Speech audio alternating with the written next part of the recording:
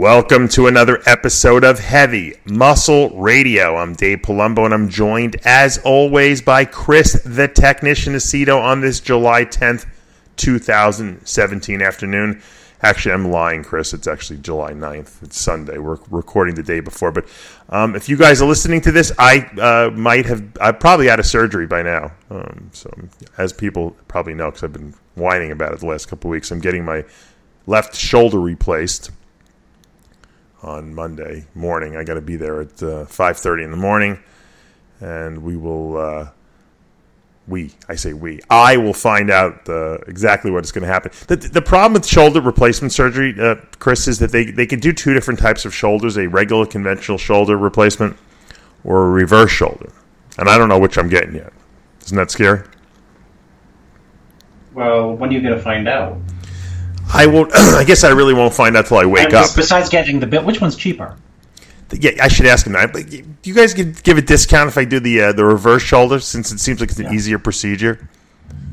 It's crazy. You know, I know guys who don't have health insurance. I don't know how they do it. You know, I use my health insurance to the max. Did your health insurance go down? Did it go down from by being in New York, Florida versus New York? It went up. Florida is more expensive. Can you believe it? I can't even. Did you find out from the IRS? I didn't want to tell you this, Dave. I guess I should tell you now. Is when I filed my 2016 taxes, I claimed Logan as a dependent. I'll have a second dependent before the end of the year. I wonder if I get the tax write-off. People used to invent kids. Do you think because they wouldn't check on it? Do you think I get the tax write-off if he's born before the end of the year, which he's supposed to be? She's supposed to be. Excuse me, the new baby. If you get the tax deduction if I'll have two kids by the end of the year, so I'll get two write-offs. Yeah, and then you'll need a brain transplant. Besides the shoulder transplant, the shoulder you'll need a new brain because you're gonna just be like, I know. You'll be like me and say, I can do a lot of stuff. This is when I had two little ones. Yeah. I just can't do this. I don't know how to do it because I wouldn't know how to do it, right? I wouldn't. Like one's crying and one's taken off in the house. You can't find them. Yeah. Every time I think about what's going to happen tomorrow, I keep saying to myself, Chris had interferon treatment every day for a year. Can't be worse than that. You know what, Dave? I still have nightmares. Literally. When I think back, when people are like, oh, I think back, and I think of like, I still use that and say, well, it's a tough day. I'm not on interferon today. That's right. It could always be worse. Because then you're tired and confused. Right. I'm just going to be in pain. I'll just be in pain, and I'll just have to be on pain meds. But ultimately, it's not going to continue indefinitely.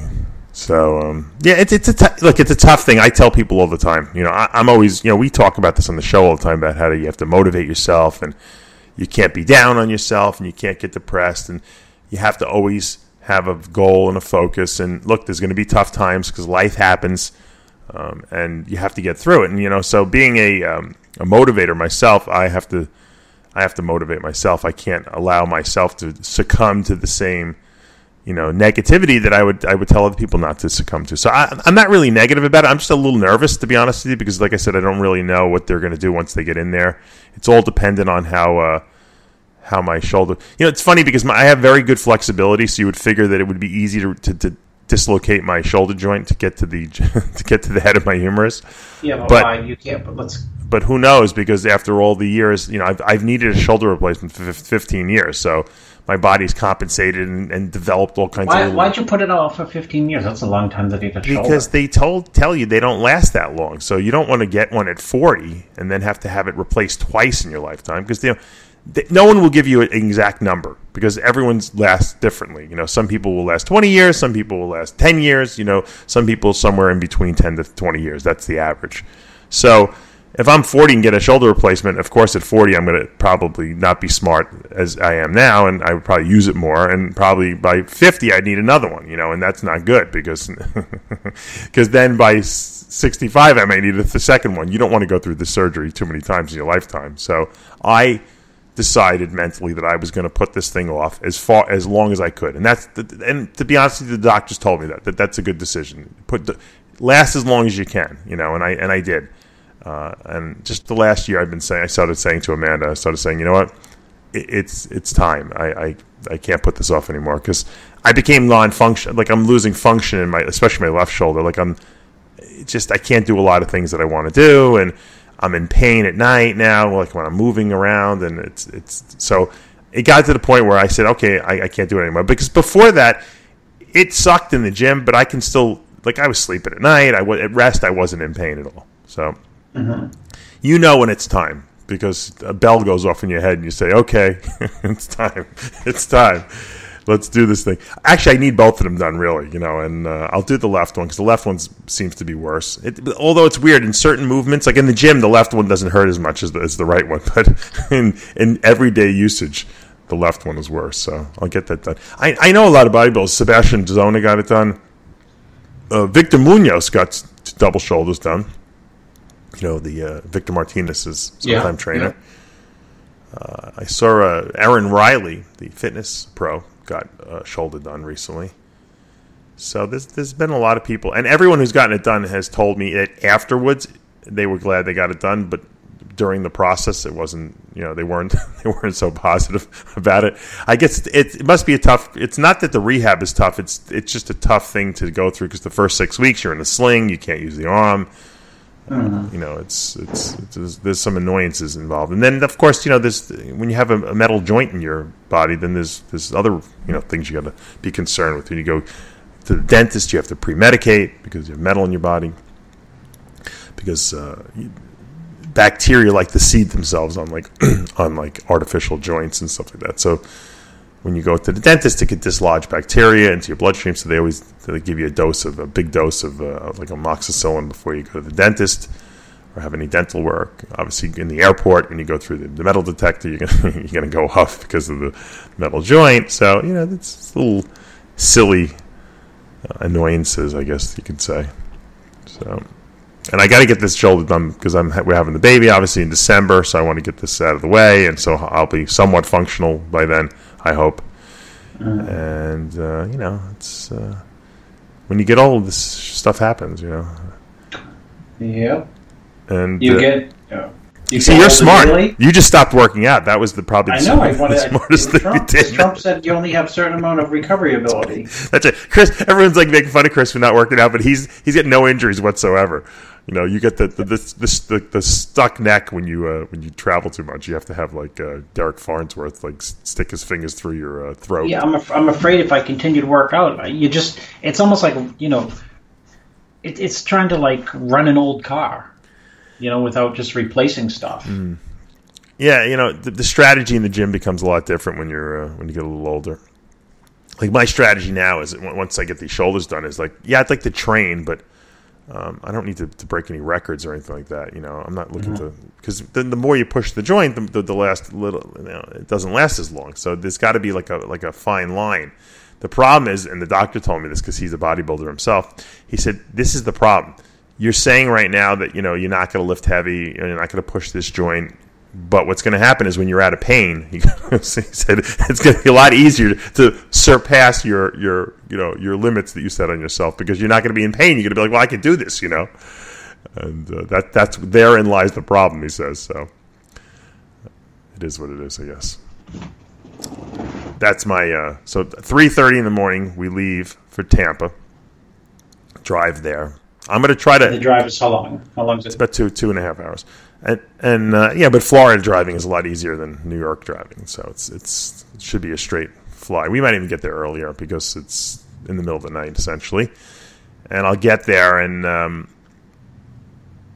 I'll basically, I guess the prepping for the surgery is the worst part because it's like the anticipation. I wish how they give you that shot before you go in and it kind of relaxes the hell out of you. I wish they would just give it to me as soon as I arrived at the hospital. No, at 3:30 when you're leaving your house. When I leave the house, exactly. Well, how about they could have done it before you started the radio show? Then it'd be a better show, of course. Yeah. Exactly. And then the drive from 3:30 in the morning up to Tampa would be easy. Yeah. So luckily I have a lot of people in Tampa now. How when before you do something, you make all these grand plans and then nothing comes. Never do them. Yeah, that's like packing. Like when I pack for a trip and I pack like tons of clothes and wear like two things. Yeah. Well, I Boston Lloyd lives in Tampa and I just did a great interview with him. It's up on the RxMuscle website. He has his great revelation and announcement was that he decided that he doesn't need excessive dosages to achieve to achieve good gains in bodybuilding. Something I told him, 8 years ago, or 5 years ago. So we did this great interview with him, and I said to him, you're in Tampa. You're going to have to come visit me on Tuesday because I'm getting the surgery on Monday. I figure by Tuesday I'm going to be hungry, and who knows what kind of food they have there. I said, you're going to have to bring me, some food because Amanda won't be there Tuesday. She'll be picking me up on Wednesday to go back. She'll take me there on Monday, but then she's got to, I don't want her going back and forth. It's too far. We have the baby. So I said, Boston, you're going to have to bring me food. He's like, oh, I'll bring you food. I know what's going to happen. I'm going to be completely out of it, miserable, and I'm not going to want anyone to come see me. I'm the kind of patient that doesn't want anyone around. I'm fine alone. I don't want anyone holding my hand. I just want to be left alone so I could, wallow in my pain meds and, watch Netflix or something like that. Well, Scooter came to see you the last time you were in the hospital. He did. Him and Debbie. They only stayed for like 10 minutes. Three weeks. 3 weeks. Scooter's good. Scooter loves when people to go visit people in the hospital. That's like his element.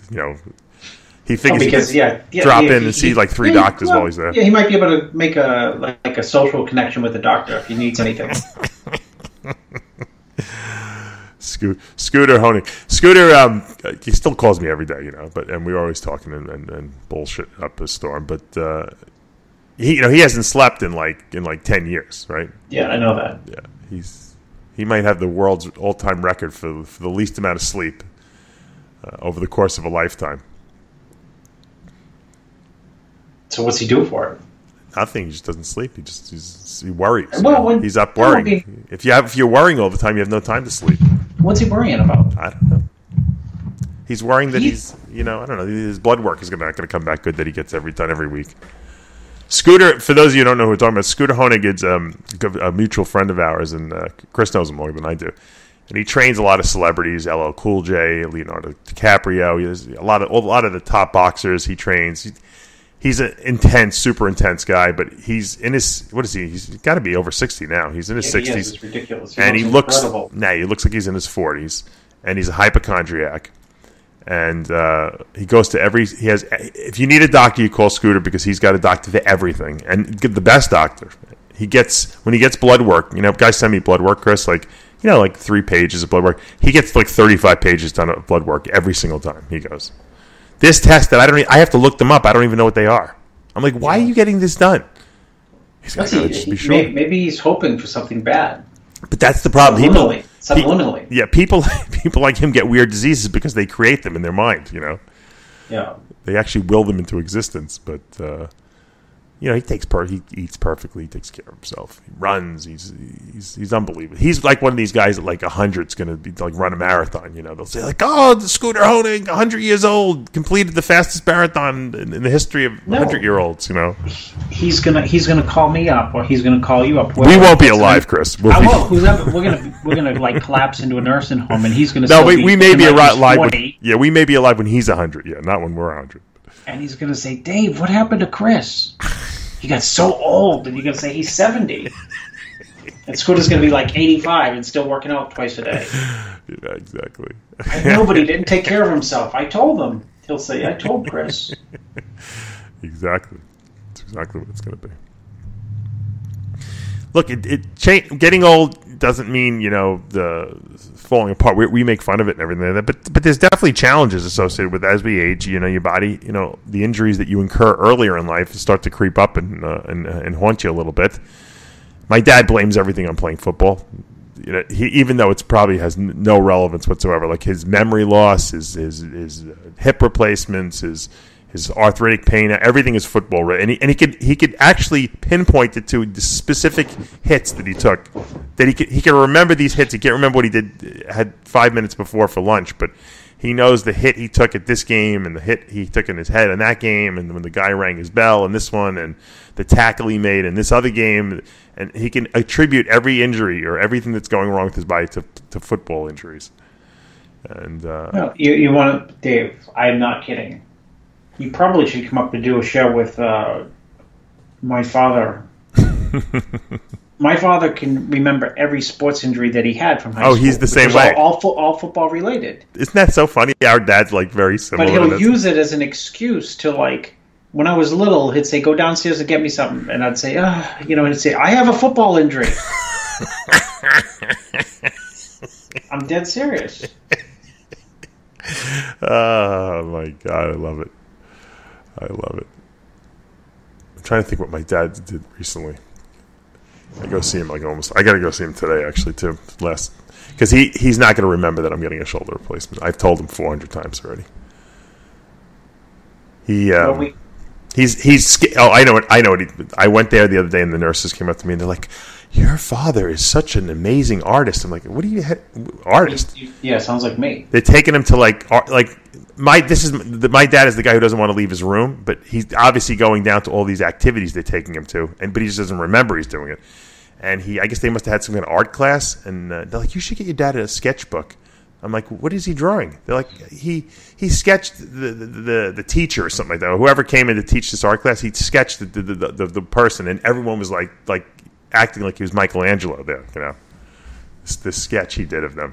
Because no one seems to have any artistic talent. My dad is can do everything. He could sing, he draws, but he complains about the fact that he can't do it. He entertains the nurses, and I'm sure they love him. Oh yeah. Now they're starting to like him a little better because at first he was very, standoffish. Yes, he was very rebellious. He shouldn't be there, right? He was. That's Yeah. Well, he didn't know where he was. He thought he was in Spain. I told you, he was not participating. Now they're getting him to take a shower on a more regular basis, which is good. I don't know why old people don't like to take showers, but I think he's just lazy. It's work. Yeah. Well, you said he's lazy. It's work. It's a lot of work for it to get into. Think about it. You got a shoulder that's not functioning. That's true. You're right. So they got hips, knees, step over that tub. That's why they have those tubs where you just walk right in. You ever see those? Yeah, well, that's what he's got. He's got a handicap access shower. It's so easy. It's level with the bathroom. You just walk in there, you do the shower, and it's pretty funny. The woman's like, the nurse there is like, Sal, he's like, get out of here. He goes, I don't need any help. He goes, then he does, right? No, he doesn't. That's the whole thing. He doesn't. He likes to act like he can't do anything, but he can do. He's just lazy. That's all. So half the battle is getting him into the bathroom and getting him to take his clothes off. Once he decides he's going to do it, then he doesn't want to be bothered by anyone, because then he can do it. That's the whole thing. He's not really, that handicapped. He plays it up a little more than he really does. Because I haven't heard him, to be honest with you. I think he forgot he has arthritis. I know it sounds completely kooky. This is a guy who all he did when I would come over his house would be complain about his arthritis. He doesn't remember he has it now, and so he doesn't complain about it anymore, which means that he's really not in as much pain as he was letting on to believe, There was drama involved before, in other words. Yeah. Otherwise, even though he'd forget about the arthritis, he'd still feel the pain. Yeah. So he wouldn't technically forget about it. Well, once in a while he'll complain like he's a little sore. I don't know what's going on here, but I have tingling in my fingers. I'm like, good day, you have arthritis. And that's usually about the time when they're ready to come in to give him his pain med, but I never hear him complain about arthritis pain ever anymore because he doesn't remember he has it, and that isn't sometimes that just right there is clear evidence that your mind is your worst enemy. Because your best friend or worst enemy, one of the two. Well, when he would go to the doctor and they would show him the X-rays and tell him how bad his arthritis is, it made it worse for him because he was then completely consumed with that idea that fixated on it. Yeah. Fixated. Now he doesn't remember, so it's not a big deal. Whatever is going on there, is going on. Obviously, the pain meds that they give him on a regular basis take care of it, but it's not mentally torturing him anymore. Dave, don't you think if you went to the doctor, ignorance is bliss? Yeah. Don't you think if someone went to the doctor, Scooter, we talked about the 35 pages of blood work, and the doctor came in and said, made that, and Scooter said, what? I see something. Yeah. What do you see? And you know what Scooter would say after that? Just like everyone would. I knew it at night. Yeah. That's what I feel the exact. You gotta. Well, I do that to him. I do that to him. Like lump on your trap. Yeah. I do that to him all the time. When he gives me the blood work, he's like, "What do you think? What do you think? What do you think?" I'm like, "Not good. Not good, Scooter. Not good." He's like, "What are you talking about? What do you mean? What do you mean? What do you mean?" And I fuck with him. I'm like, I don't know. I don't like these values. And what values? Which ones? I drive him crazy. And then I'm like, I'm just kidding. I drive him nuts like that. So there was a lot of shows this past week, and the show I really wanted to talk about in full, which is the Vancouver Pro, because they had a full lineup there, is not complete yet, unfortunately. Normally we'd wait till Monday to do the show, but we just didn't have enough time, because I'm having surgery, obviously. Imagine that right before we were about to go in. I'm going. Look, guys, can you give me 10 minutes? Hold on. I gotta finish the radio show. Ricardo Correa, from what my sources tell me, wins this show. What a stacked lineup in that 212 division, though. When is it not stacked? I mean, they're all crazy. Doug Dale, Al Augusti, Kyung-Lun Wang. The Korean guy looked, really good. Well, there were two Koreans, not the Quadzilla Korean, the other Korean. Oh. Yeah, no. This is our older Korean, not older, but the original guy. So is this guy the guy, which is the first Korean on the scene? Mm-hmm. I don't know his name. Yeah. Is he the guy who's like 47 or high 40s? I don't know. A lot of these guys you can't tell. I don't know. He might be. That scares me about Dexter 1. Pisses me off, because that means if this guy's 47 and his genetics aren't going to be as good as Dexter, but he looks incredible in the show, then Dexter's might be around for 20 more years. This is Youngjin Kim. He looks great. Or is it Nam Yo Cho? There's three Koreans in the lineup. I don't know which one. Oh, is there? Yeah, I don't even know. I'm now. I sound like an ignorant I think it's redneck. I think it's Kim Jun Ho. Yeah, it is. It's Kim Jun Ho. Oh, Kim Jun Ho. Okay, all right. He was in the New York Pro one year and looked like really good, even though he wasn't in great condition. And if you look at pictures of his back detail from this show, yeah. I mean, it's like an anatomy chart. The shoulder tie-ins, the bicep, tricep. It's funny, when he doesn't flex his glutes as soft as like glass, but when they're tight, they're striated. Yeah. There's Youngjin Kim, and then there's Kim Jun Ho, which seems like like the reverse of the other guy's name. And then there's Nam Yon Cho. So.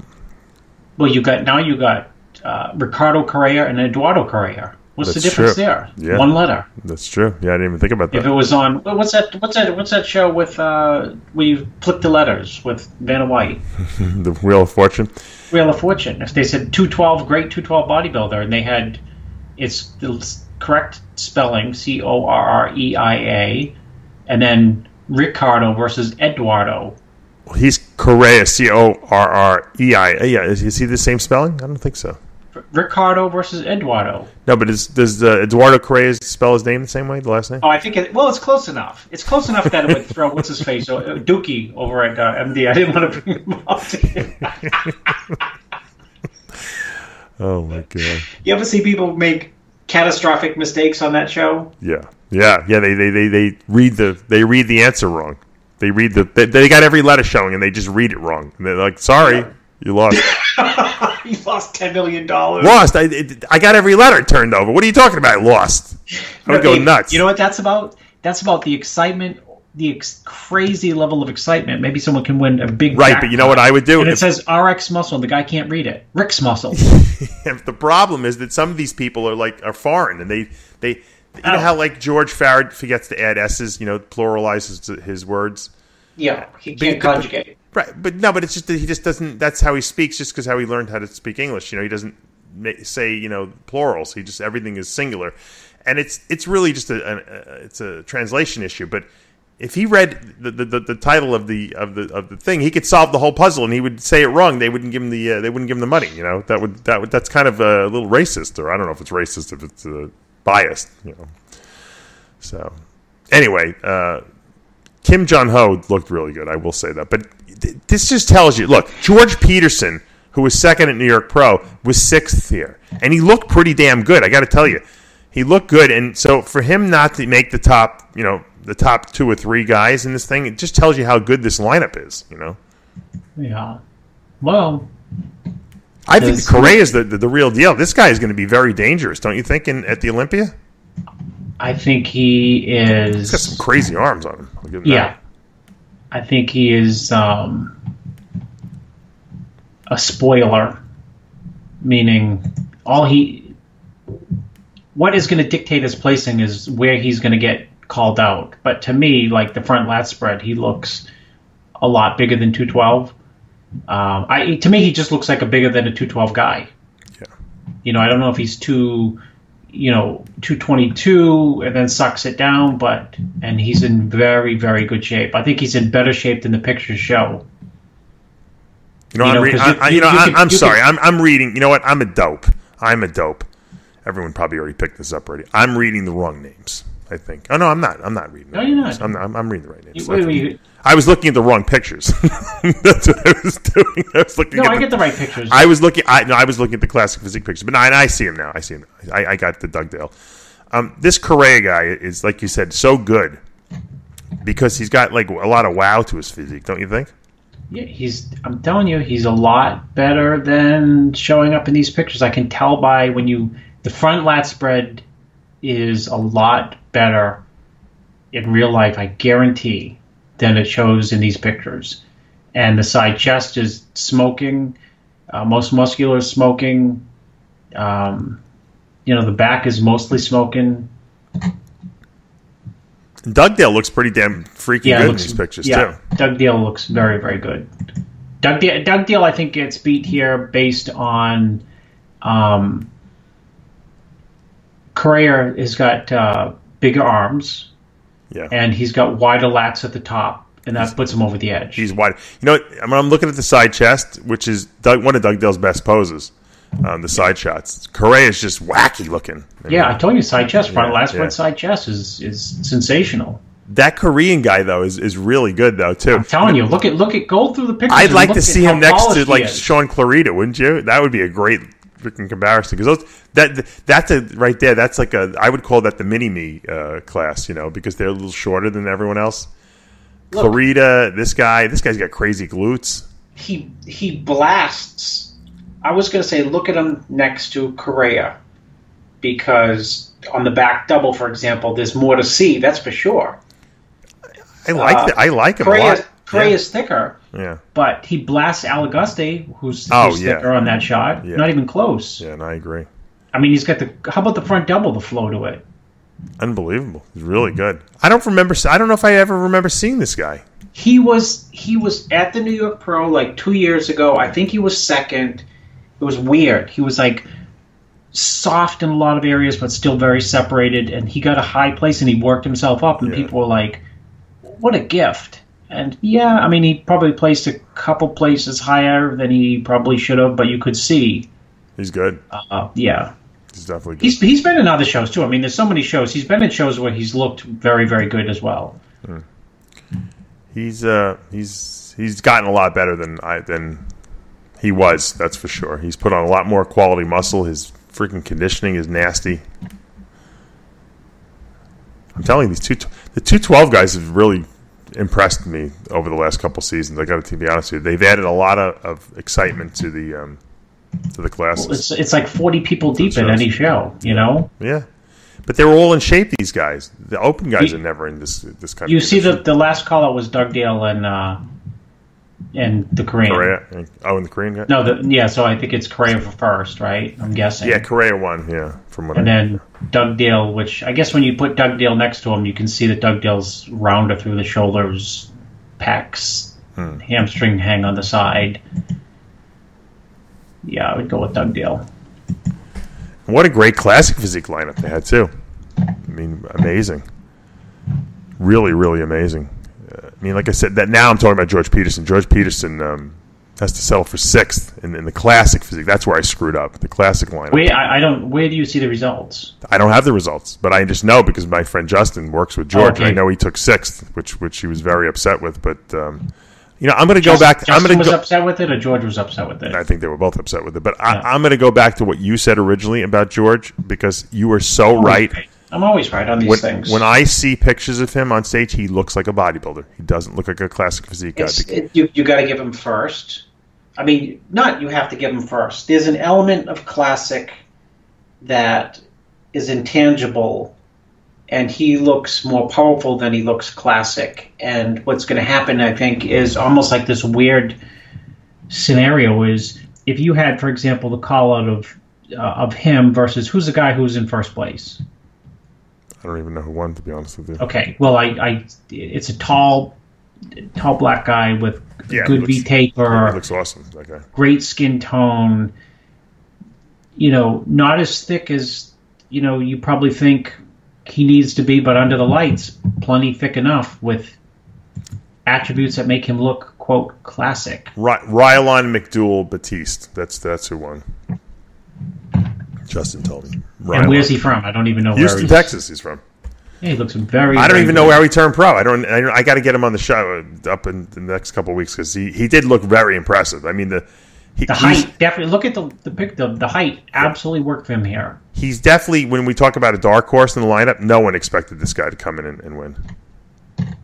Yeah, but that's classic. George Peterson looks like a bodybuilder. Can we get him set up? You think? Call the doctors and see between which type of shoulder surgery they're going to perform on you, because they're not going to go to the last minute. Maybe you could do a pause and then interview Rylon McDougal Batiste.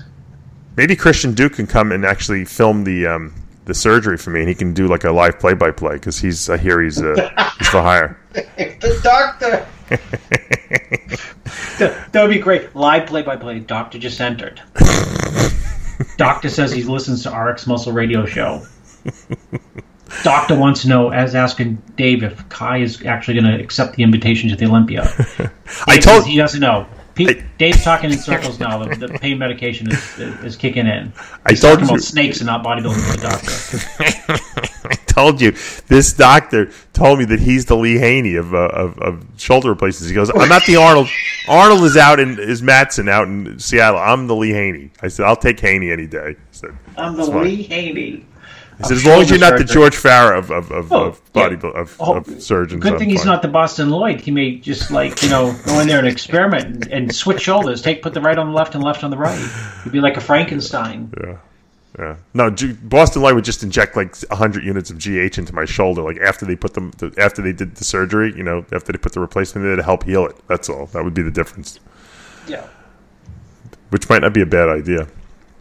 Yeah, exactly. Well, you know what? If it doesn't heal properly, you might have to give Boston a call and say, "What do you think, Boston? Should I shoot it up with?" Unbelievable. So, what do you recommend? If George Peterson's listening to this show, which he probably is, what do you recommend that he do at this point? Because I got to look. I'm looking at the pictures, and he looks probably as good as he can look. I don't think he can be any better than he is here. Justin, I think, told me he was like 194 on stage. What does he do? I told him to go to 212. I just don't think he's gonna. I don't think he's gonna do anything in Classic. I really don't. Yeah, I said that a long time ago. I said this. He's not. He's not. What I don't know. I don't know where the idea that comes from.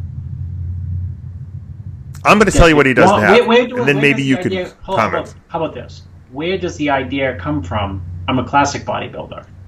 He makes the weight class. That's why he thinks he's a classic bodybuilder. Okay, I knew you'd give me that answer. That's why I asked that question. Mm-hmm. Just because you can make a weight class doesn't make... Beta thought I was going to ran me down to 212s last year, so it doesn't mean he's a 212 bodybuilder. That's funny.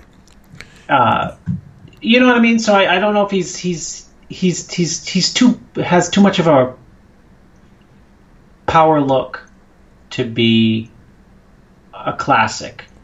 I'll tell you the other guy. I don't know. I'm looking at the pictures, and there's another great bodybuilder standing next to George.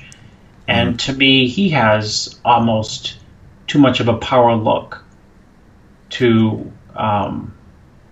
See, I like that guy's look, and I don't know who it is. I feel ignorant, but I will say one thing.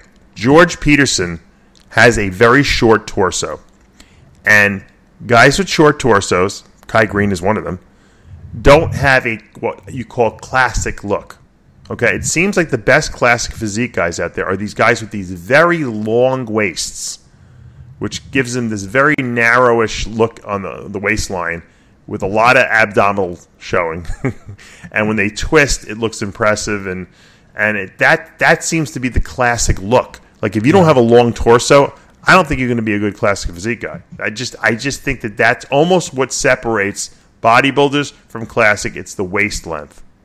Yeah.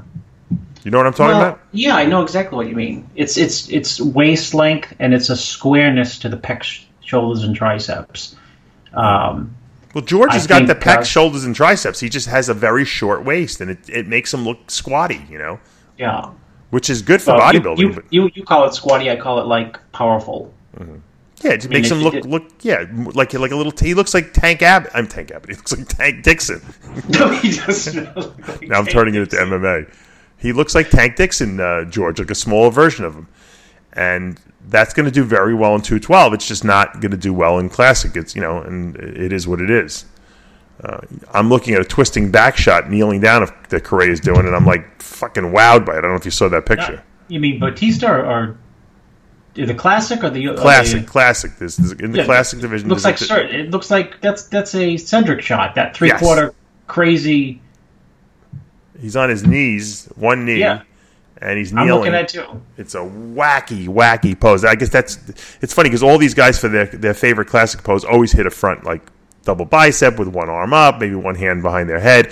He just lays onto the ground and twists, and I mean it's just a crazy looking pose. He's probably got some of the best arms in the business. I mean, he's really. I saw a picture of him after the show, like on Facebook or something like that. And his arm is just like. You know how, there's really three muscle groups of your arm. There's the biceps, the triceps, and then in between the biceps and the triceps, you got that brachialis. Yeah. Some people, I remember Flexibility used to have it too, have such a big brachialis muscle, Ronnie also, that it's actually bigger than their biceps or triceps. And that's really what makes the arm so big, because it pushes out those other two muscles. And he's just got a wacky looking brachialis muscle. What do they always tell you when you're coming up to how do you build the brachialis? Hammer curls. That's right. Yeah, hammer curls isolate that muscle. But you know what? I know guys that have the craziest brachialis. They've never even done a bicep curl. It's just I think it's a super genetic type of thing. Totally. But look, it turned out this was a great show. It would have been this was the show that Livroni was supposed to do, and he decided he didn't want to do it at the last minute, but. It would have been even more exciting had he done it. Now, obviously, the men's open hasn't gone yet. It's today, and they have a terrific lineup there too. So I'm almost. I feel terrible that we can't even report on it because it's my fault because I'm getting the shoulder surgery. But what a lineup! Lockett looking for another win. Kevin Jordan back. Luke Sandow from the UK. Johnny Shreve, who I just interviewed. I can't believe you don't work with this guy. It's totally a Chris Aceto guy. Johnny Shreve won the Canadian Nationals last week, and how he's doing this pro show. We'll have the interview up sometime this week. He was a former football player, and just a good story.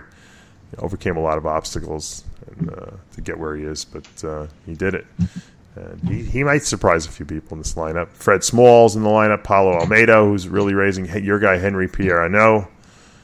Eddie Bracamonte. So you got a stack lineup of guys. I got like half the show. Reagan Grimes. I got Dusty. Henshaw. Oh, you still working with Dusty? Okay. Yeah. So it's a stack. Brandon Ray's in this lineup. It's a stack lineup. It's going to be a good show, I think. Like I said, I'm looking forward to hearing the results. Maybe on 3:30 in the morning. I was going to say you'll be in surgery when on the way to the hospital. I'll be checking the results out. So, but. They're doing a good job there in Canada. The Toronto Super Show is a great show. They got this Vancouver Pro Show, and they hold all the divisions. I guess maybe they got better sponsors up there. I don't know, but the Canadians are doing a good job with the pro shows. I have to admit, there's two big pro shows there a year now. It seems like, and both of them are tremendous lineup wise. You been up to Vancouver, or you can't go? No, but you know what? You know what the truth is? Someone sent me a thing about how to get your I guess credentials back to go to Canada. I think it's easier now to get in there. I'm just too lazy to do it because my crime was over 12 years ago now, so I don't even I don't think it'll be a problem. I just, like I said, I haven't done the paperwork, and it's just because I'm too freaking lazy, to be honest with you. But one of these days I will. I heard Vancouver, British Columbia is gorgeous in summer. Ridiculous, gorgeous, all times of year. It's just insane. Oh, it stays warm there? Or doesn't it get cold? No, I mean, it gets cold, but not wacky cold. No, I didn't know that. And it's just, I mean, if you love clean cities, cosmopolitan cities, right.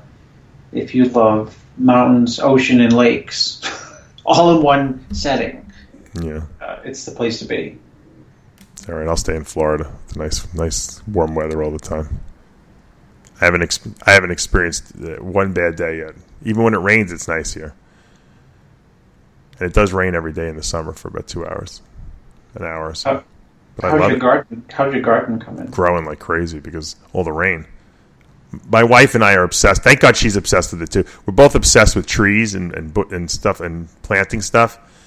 So we're every weekend we go to like Home Depot or Lowe's and we buy palm trees and we're in like 10 years my house is going to be like the Garden of Eden there. We've been planting stuff. We have every fruit tree pretty much. My friend in Fort Lauderdale does not have a big lot, but he has a good enough sized lot.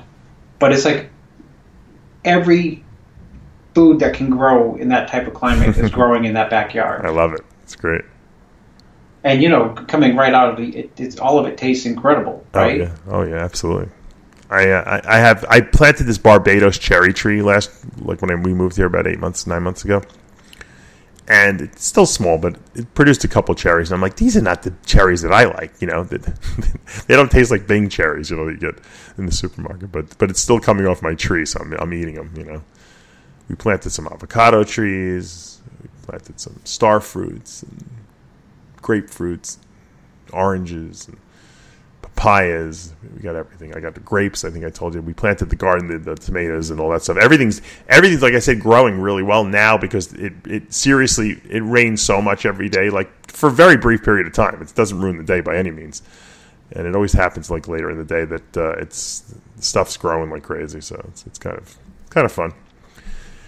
It's another obsession distraction. I tell you what I tell you about coming on the radio about the obsession I had about real estate, right? Yeah, you have achieved. I thought of you because of the obsessiveness of it all. Yeah, but that's why you're good at it, because you are obsessed with it. You have to be. If you want to be good at anything, you must be consumed with what you're doing. Otherwise, you're just going to be average. Like I know guys that go play tennis, every day, every week, and they're okay. They're okay because they play every week, but they're not like consumed with it, so they're never going to take it to that next level. They just play because they're happy playing. You and me don't do things like that. That's why we don't do a lot of different things. We only do what we really like. You notice that? Like we're not very well-rounded people by any means. Not at all. No, because we only do what we like, but what we like, we do obsessively, and that's why we're really good at it. And I don't know which is better. Sometimes I say maybe I should just be a well-rounded average person in everything. Hey, it's so funny you say that because I'm so unwell-rounded. You too. I'm angular. I'm so unrounded. My wife Amanda got me into bike riding a couple of years ago, and I became consumed with it. And I had to stop doing it because I just didn't have any time. But I was when I was doing it, I was consumed with it. All I wanted to do, I was buying bikes, expensive bikes and things, and I was obsessed with it, reading stuff. That bike, your bike that you have in your snake pit. Yeah. It's like lifting an envelope. Yeah, it's super light. I purposely haven't ridden for like 2 months because I'm like, I don't need any more. Because you could fall. I fell off the bike once, just like not even going fast because I hit a speed bump. There was a speed bump in my neighborhood and I wound up like jarring my shoulder. I'm like, you know what? I'm not taking any risks getting injured before I'm going for this surgery. So I purposely haven't ridden for 2 months. But I had to calm myself down because I can't do anything just a little bit. It's terrible. It's a great thing and a terrible thing because I'm very good at what I do, put my efforts into. But sometimes it's too much. I think I hate to say it. At 50 years old, or I'm 49, you're 50, but you can't do sports like you did when you were in your 20s. You just can't do it because you wind up hurting yourself more than it's worth the benefit of the health benefit of doing the sport. I have to go to the gym and be average. And it's a very tough thing for me to do. And I'm sure you have the same. That's why you don't work out, because you can't go 100%. You don't do it at all. Don't you remember when Amanda asked me that question and you answered it for me? Yeah. We were going over a bridge in Miami, and Amanda said, "Why don't you work out?" And you answered the question, because if Chris can't go 120%, he's just not going to do it. And I said, "You just nailed it." Yep. I can't go into the gym and be like, pass those 40s over for the dumbbell, shoulder press. Man, I wish I hope I can shoulder press one day again. That would be a wonderful thing. All right, let's take a quick commercial break. When we come back, we'll I don't even know what we'll recap some of the other shows that have finished up for the weekend, and then we'll wrap things up. All right, stay tuned. We'll be back in 2 minutes. A legendary name in hardcore supplementation. Iron Mag Labs. 100% original, patent-pending andro compounds. The most effective, hardcore, groundbreaking bodybuilding supplements in the world. Iron Mag Labs. Revolutionizing hardcore supplementation for more than a decade. Visit ironmaglabs.com. ironmaglabs.com. Welcome back to Heavy Muscle Radio. I'm Dave Palumbo, talking with the technician, Chris Aceto, who was just giving me the secrets of longevity from Steve Blackman. I got to be honest with you. Blackman's diets and all his crazy advice, it's etched into my brain. I live his theories, on longevity, because the guy does look good for his age, and he's pretty sharp still. So I listen to everything: the red wine, the polyphenolics, the olive oil. I'm a Mac oil guy, but I do. The guy's not a dummy. He must be a terrible businessman, and he's not a man of convictions, but he does know his nutrition. I'll give him that. So obviously, we had other shows this weekend too, not just this Vancouver show that we're trying desperately to find out the result of. It's kind of terrible when you can't even find out what's going on in the show. But I don't know why these wacky Canadians and the Puerto Ricans down there love to hold these Sunday shows. I don't know what the appeal of it is. Why anyone would want to go to get it over on Saturday? I don't understand it. Linda Murray had a show down in Sunday is the new Saturday. I don't know. Linda Murray had a show down in Norfolk, Virginia. They had a women's bodybuilding event. Nikki Chartrand from Canada wins. She'll qualify for that Rising Phoenix World Championships in September. Teresa Ivankic, second, and Trisha Thomas from New York, third. Congratulations on that. And I see they also had a pro figure event, which was won by Melissa Bumstead. Does she have any relation to Chris Bumstead? I think it is, actually. Must be. I'm dead serious. I think it is. Yeah, she's from Canada. So I don't know if it's a sister or the wife or something. Yeah, I was going to say, if it's the wife, then I would say they have some pretty damn good genetics in that family. But if it's the sister, that seems more believable, because then the genetics are still in the Bumstead family. I don't know. I'll have to find out. Well, they don't. They're not as good as the Vicky Gates Coleman. Yeah, genetics. right. At But least they never had shoulders and arms. They never had any kids. Imagine if they would have had kids, the two of them. Forget about it. Sergio would have been in the shitter by now. Yeah, Shauna Bell second, and Ashley Soto third in that figure division. Men's physique, Raymond Acalozzo. I probably butchered his name. Wins it. This guy's coming out of the woodwork. Dante Jones second. And in the third position, Patrick Fulgan. So congratulations to all those winners. Going to the Olympia. It's exciting. It's amazing when you have this many pro shows in the same weekend. I always say this I know I say it every single time, but it's true. Let's see what else is going on here. We had the Fort Lauderdale Cup, which is held in conjunction with the Southern States. To think about that, how long that show is. They have like 85 divisions. Shandy Ortiz wins the pro bikini there. Congratulations. She'll be going to the Olympia. They had a Masters bikini too, which was won by Amira Lamb. So congratulations on that. Peter Potter, who is such a crazy bodybuilding fan, I can't believe that he wouldn't have a pro show there, an open. He has bikini division? Come on, man. He's the original. He's an originator down there. I mean, he's, don't take it the wrong way, Peter, but you're no spring chicken either. Yeah, but what I'm saying is... how long has Peter Potter been promoting big shows? Probably longer than anyone in the... 30 years? 40 anyone, years? 30? Longer than anyone in the industry, for sure. So, I had a teen kid down there who did really well. Oh, is that the kid who won the overall? No, I got two teen guys doing teen. This is Mohammed Shawicki wins the teen overall title down there. The Kuwaiti guy. Send me the Kuwaiti guy, Mohammed. Okay, I'll send you a picture of him. But he won the teen nationals down there. But then I also had another guy up in New York. Carboni. Yeah, Del Bonte. What's his name? Giovanni Del Bonte. Giovanni Del Bonte. Del Bondo. Abondo. Del Biondo. We got to give the right Italian flair to it. This kid is really good. This kid is a super I told you, freak. He looks like a Gruskin kid. He looks like square, right? I would like to see him with bigger arms. Yeah, you know what the funny thing with him is? He not only did he win the teen overall, he won the men's open overall up in the New York NPC Northeast Summer Classic. And you're right, Gruskin. He tells me, we've been working together for like the past 4 or 5 months, and he contacts me. He's like, Ed Carter's called me or Facebooked him or something like that. I'm like, how did Ed Carter's find you? Because I don't know. Yeah, because he's always found people. He finds the talent, Ed, and he wants to get him. And used to find the people before the internet, before the Facebook. I know, which was even more impressive if you think about it. But yeah, he's going to be dangerous at the teen nationals. So is the other guy I'm helping, Muhammad. Are they both going to the teens? Both are going teen nationals. Yeah. Send me the Muhammad kid so I can see who's better. Yeah, I will. I'm not even going to say who's better because I think they're both really good in their own right. But it'll be a good battle up there. All right, let me just see what's going on. What else I got to talk about? Holy mackerel!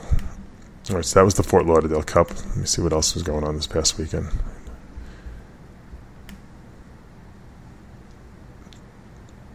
Yeah, the Teen Nationals has been so boring the last couple of years. I think it's going to be a good Teen Nationals this year. That's why I said the last exciting Teen Nationals was when Cody Montgomery won, really.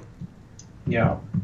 Well, although that Abaraju kid who won was pretty good too. But the rest of the lineup wasn't that good. I'm glad that we're seeing upcoming guys coming back into the sport, Chris, because for a while it was very boring. There was no. I was worried for the sport. Well, listen, there used to be a time pre-iPhones and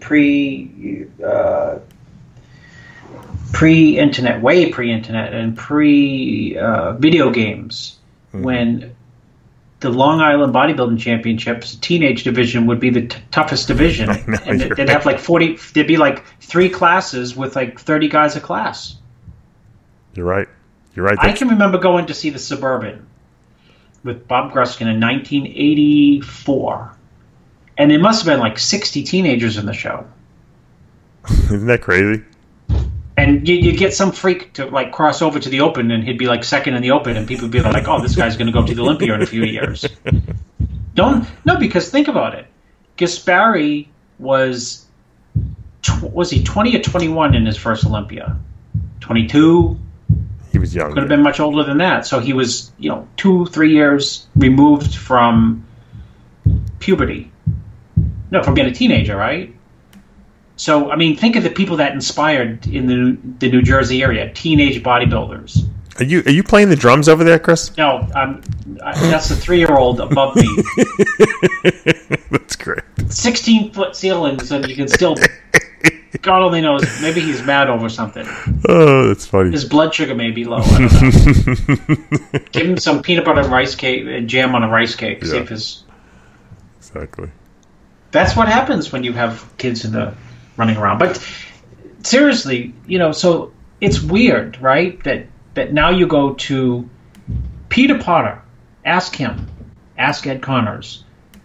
Ed, Peter, 30 years ago when you go to the teen, California, how many kids would be in the show? It'd be like infinitesimal. Well, the teen divisions were really, really competitive back then because bodybuilding was like was the thing to do, and I think we went through a lull for a decade or so, and I think that the talent is coming back, and I really attribute it, to be honest with you, to the new divisions, because the classic division and the men's physique division makes it much more attainable to do well quickly in the sport. I agree with you. And so now kids are like, well, yeah, I want to shoot for that, but then but the bodybuilding bug bites you.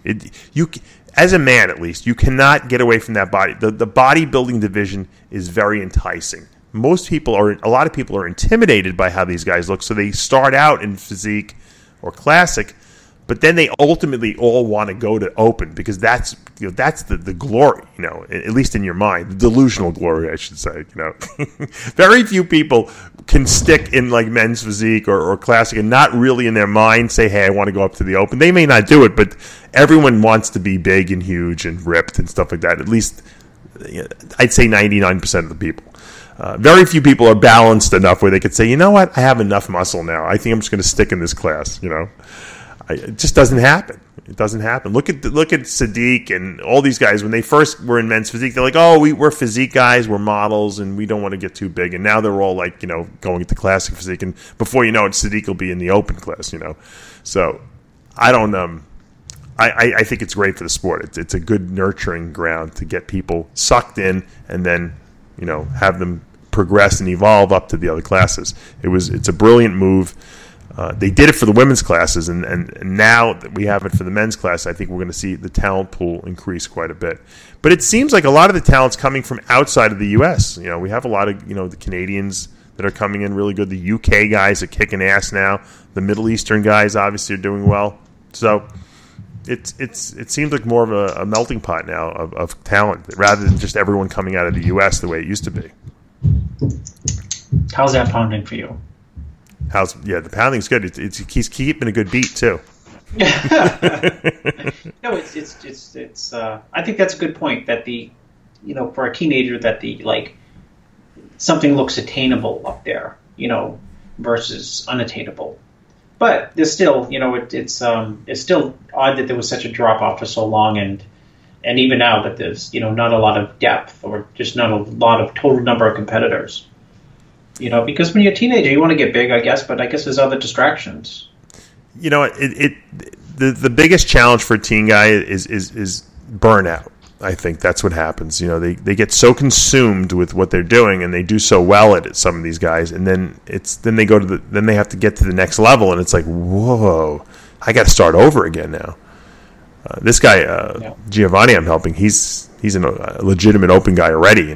He's like a Cody Montgomery type of kid. But a lot of these guys, they do really well at the teen level, and then it's hard to get to the open level when they turn 20. And you got to really it's a long term game plan. You know what I mean? You can't you're not going to go from teen nationals to open. Very few people will. The few Cody Montgomerys, but very few people will do that. They have to work their way up again, and so it's like I said, it's a long-term goal. It's bodybuilding you don't achieve success overnight. There's very few Phil Heaths in this business, or even Ronnie Coleman didn't achieve success right away. He turned pro really quickly, but it took him how many years did it take him before he can win a pro show? 5 years. Branch Warren didn't. Branch Warren won the teen nationals, and he was kind of like disappeared. Yeah, for a while.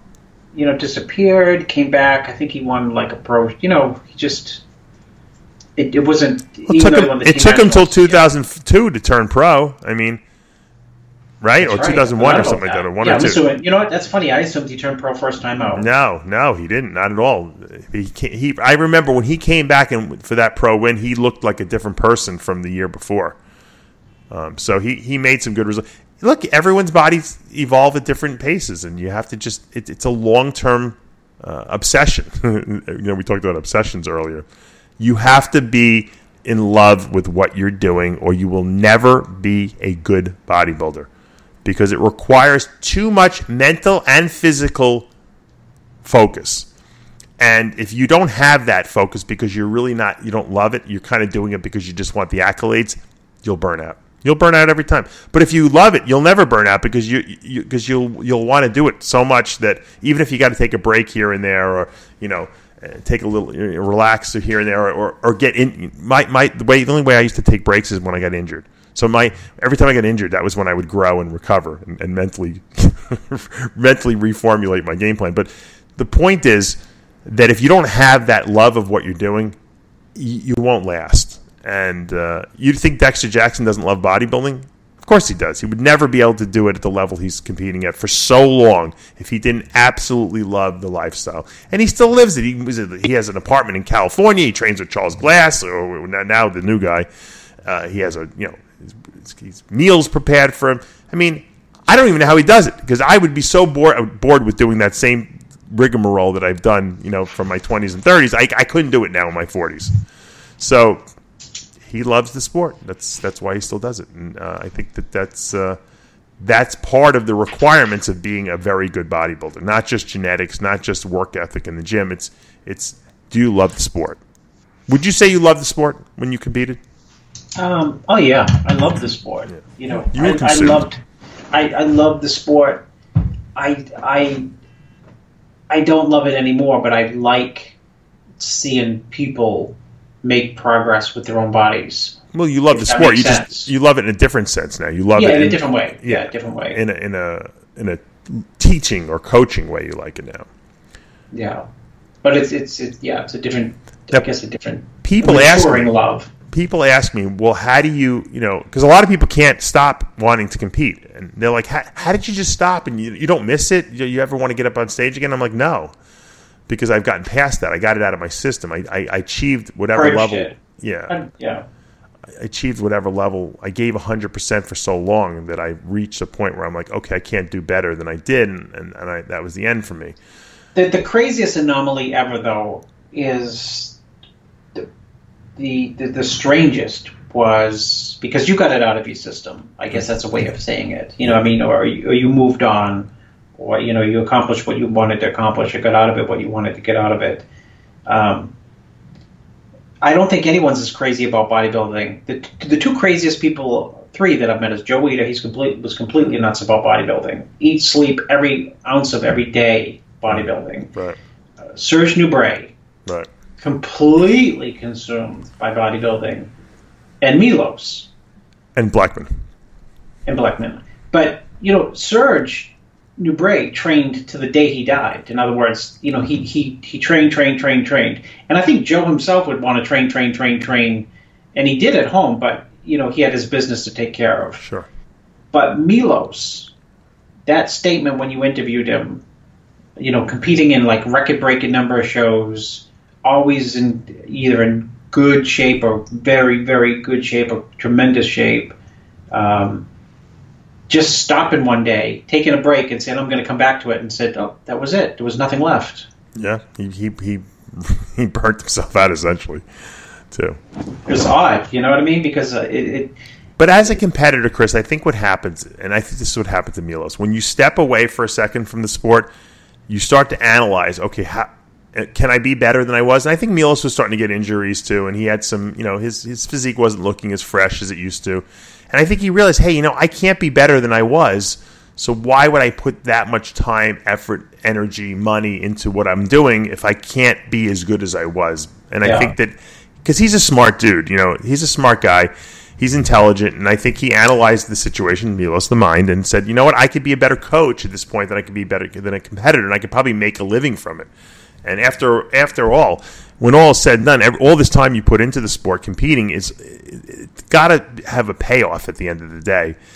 And for a lot of people, they're doing very well as coaches now, and I think that's great. That you got to remember, 10 years ago, 15 years ago, 20 years ago, you couldn't make a living as a coach unless you were like the top guy. Nowadays, you could be like the bottom guy and still make a living, from coaching. If you learn what you're doing, and if you learn the science of what you're doing and you get experience, there's a lot of competitors out there. Everyone wants a coach and needs a coach, especially the new people coming into the sport. And see, you can make a living from it. And people were complaining, there's no magazine contracts anymore, and the supplement companies are not giving contracts. Who cares? You can make you can make a living now from the sport. That's why I teach my Secrets to Becoming a Diet Guru course, because I certify trainers. Like, I give them a college education in one day, and then they can go out there and practice what they learned from me, and they can make a living and support themselves and be their own boss, and they can go to shows and do all the cool stuff and get paid for it. No one ever in the history of the sport was able to do that until just recently. So, I have a class coming up September 2nd. You can sign up at DavePalumbo.com. But that is a shameless plug. But the point is that, Chris, never in the history of our sport were bodybuilders able to make a living from our sport, and they can now, and they don't have to worry about the magazines cutting off their contracts or the supplement companies deciding they want a new guy to represent them. They can be their own bosses and dictate their own destiny, and that is a hugely powerful thing that they have in their life now, where they can actually support themselves from their passion. And I think it took a long time to get here, but we're here. And this is something that if you really love doing and you want to stay in the sport for a while and you want to be able to earn a living from it, coaching is where it's at. I think Ron Norman's got to come in and teach a course at the tail end of yours for tax prep. That's right. Contest prep. Yeah, you're right. Allowable and non-allowable deductions.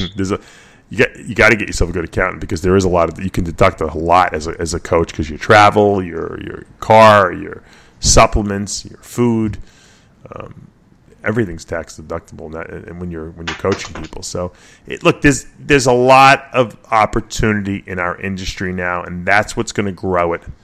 Okay, before it seemed better when the magazines were in control and there was a very small sport, but you know what? There wasn't a lot of opportunities to make money for regular folk. Just the genetic freaks made money. And you know, it was like kind of, we called it the heyday, but it really isn't. This is the heyday because everyone has access to making a living from the sport now, and everyone has access to marketing themselves on social media, which never happened before. We always had to beg the magazines to shoot you and cover you. And it's creating more opportunities, and that's all what it's all about. It's the great, you know how they talk about disruptor companies, Uber disrupting taxi cabs, Airbnb hotel industry, you know, social media disrupting, torpedoing, you know, Flex, Ironman, muscular development, all of them. Mm-hmm. Absolutely, and it seemed like the worst thing to happen, but it was the best thing to happen. Look, change sucks; no one likes it, but when all the smoke is cleared, look at all the opportunity for the athlete now. It's not just Steve Bleckman and Bob Kennedy and Joe Weider controlling the industry. We control the industry. The people now control the industry. As far as, you know, how to make money. You know, now, granted, there's always going to be an organization that has to run the shows, and they deserve to make the money. They're putting on the shows. You know what I mean? They're the organization that makes all this possible for us. So who cares? You know, let them make their money. But now the athletes can make a living on their own without having to depend on other people. Now, it's great if you have a supplement contract or you know, where you can make a few extra bucks representing someone else. That's great, but you can still go do your own thing. You can have your own YouTube channel. You can come on, you know what I mean? You could do your own coaching. Utilize the social media avenues that are online, the RxMuscles and I guess, dare I say, Generation Iron, whatever. I don't know. But, you know, I know a lot of people now really want to be interviewed, you know, contact me for interviews because they know that that's going to help not only give them visibility in our industry, but it's going to validate them, okay? Validation used to come from appearing in a magazine, a picture, even if it was a little picture. Nowadays, validation is an interview by a media website that you respect, you know, and luckily we've, at RxMuscle, we've I guess you could say, earned the right where people actually feel special when we interview them or we talk about them. Well, now you got to plug the TV YouTube channel. 82,000 subscribers. I just said I haven't seen the Ed Connors interview, so I know you got to go catch. We do so much content now. A lot of people, you know, if you don't keep up with it every day. The King Kamali. King Kamali is, you know, coaches and, you know, social media. I'm listening to it right now. Actually, I'm listening to the Stacy Kaufman interview. A lot of people don't know who Stacy Kaufman is. That's why I interviewed him. He is the inventor of Protan. He's only a couple years older than us. He started when he was like 19 or something like that. He invented Protan, and he brought it to the market, the first real tanning product on the market. And I said, did you get the idea from Dioderm? He goes, I contacted the guy from Dioderm. You know, Dioderm was made for a skin condition called vitiligo, or vitiligo, as people pronounce it.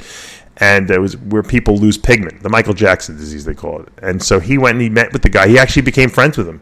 And he used his I guess you could say, formula, and they made Protan from that. So Protan revolutionized tanning on stage. He goes, before Protan, no one even had color on stage. You know what they used to do? They used to. Arnold this is what said. they used to do. Yeah. You'd have to tan, right? In the sun. That's right. So you had to work on your melanoma, and then if you survived the melanoma, then you'd have to put on, what would be the next thing that people would use? They'd use very few people knew about Dioderm because it had make some people look like a green bean. Yeah, you know what? Arnold told Stacy that what he used back in his day was furniture stain. Do you believe that? Did he? That's what he said. I don't know if he was kidding or not. I wouldn't doubt it. They would use anything, right, at that point. The other thing that the people use is they would add iodine to baby oil. Oh, okay. And that would you put the iodine, if you had a good base by working on your melanomas, by sitting in the sun. Yeah. And you'd put baby oil on mixed with iodine. The iodine would tint kind of like a stain, like Arnold would use, your skin and make you look darker. And can you imagine the advantage you would have if you had a good color over somebody who was white as a ghost? Absolutely. Can you imagine Arnold with the wood stain, him and Franco mixing up a batch of wood stain to rub on themselves? Back in the day, they would have done anything. I don't doubt it that they really used wood stain. I have a feeling they probably did. But the King Kamali interview I did was tremendous. I gotta. It's not. I can't give myself the accolades. It was King Kamali. I mean, he answered the questions, but people loved this interview. They absolutely loved it because he's a bad man. I watched bits and pieces of it. He was just like, you could have gone on. He's like Milos. You need a part 2. Yeah. Well, I'm going to get him on Iron Debate. Well, you need different topics. You need different. You need him on different topics. Yeah. I think he would be very good on a preview show of the Olympia. Yeah, he said he's going to probably live play-by-play as well. Yeah, he's going to do some Olympia stuff with us. Did you hear what he said about Rami? What did he say? He said, "What the hell is wrong with you? Why do you keep switching coaches?" He Oh, did he? No, I skipped that part. Yeah, you got. Maybe Remy should be on Iron Debate with him and answer it. Maybe we can get a Remy puppet on Iron Debate. We know Rami listens to all the programming. Yes, we do. Kamali went off on him though. He's like, "Why can't you stay with one coach?" It's the $1 million question. Yeah. I mean, well.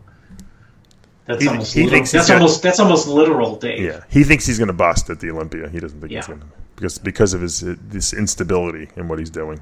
Well, listen, there's something to be said for stability. I told you, I think we talked about this last week when, Reagan Grimes, 23 years old, makes top 5 in his first pro show. That's a pretty good accomplishment, a deep show. Yeah, he's great. And people thought he was going to be like this model on stage. That's it. And Jay had asked me about him. I said, he's happy and content. And Jay said, well, there's half the battle right there. Yep. I said, well, what's the other half? He said, believing that you can win. Mm-hmm. You're right. Well, Chris, like I said, if you want to catch the Stacy Kaufman interview, the inventor of Protan, he tells some great stories. You definitely want to check that out. It's up on the website. The Boston Lloyd interview, the real story behind his big announcement. He made a huge announcement this past week. That interview is up. Getting a tremendous amount of hits. It's pretty crazy that Boston Lloyd interviews get more hits than some of the top bodybuilders I interview, but people love him. They love to hate him. Whatever that is, I'll probably see him on Tuesday if he brings me some food. King Kamali interview also up on RxMuscle.com, raw and uncensored. And, of course, Ask Dave is up there, and there's some a pretty cool little video I did about keto pizza that someone invented, so that's going to be good. So check that out. Always, check that keto out. Pizza sounds good. Yeah, it's the crust. It's made out of grass. The crust is made out of chicken. The chicken is actually the crust. It's the craziest thing you've ever seen. So the chicken is shaped like a crust, and then on top of that you have some sauce and some cheese. So it's like almost no carbs in it. It's crazy. Dave, I went to this crazy sandwich shop with my wife maybe 3 months ago, and it's so loud in there and busy, and I just I want to buy the pictures from menus. I like menus with photos, so I can just I want that. Or I look at someone's, and I looked at someone, this was a menu that didn't have pictures, so I saw someone, like a neighbor, someone eating next to our table, eating something that looked delicious, and I said, I'll have that, and I bit into it, and I thought it was the greatest sandwich, and you know what, the bread was chicken breasts. Wow. There was no bread. Yeah, it's a great idea. It's a terrific idea. And it didn't, I have these things in my freezer. They're delicious. It's Well, you have them in your freezer. When we talked about Stacy Kaufman, Stacy has a topical fat burning lotion, and he sent it to me to try and give to people who I work with. And it sat on my desk for 6 months, and I'd see him around. I saw him in Germany. What you think? And I said, I haven't even opened it yet. I haven't opened it. It hasn't moved to my desk. I took a picture and sent it to him. It was sat on my desk for 6 months in the United States Postal Service priority mail envelope. He sent it priority 2 days, so I wouldn't even open it for 6 months. Well, Bill Phillips never opened up the creatine that was sent to him. The first batch of creatine ever in the history of the world. It sat under his desk for like a year. Sean Phillips, his brother, told me this. And then one day they just decided to open it up and see what it was, and they started using it.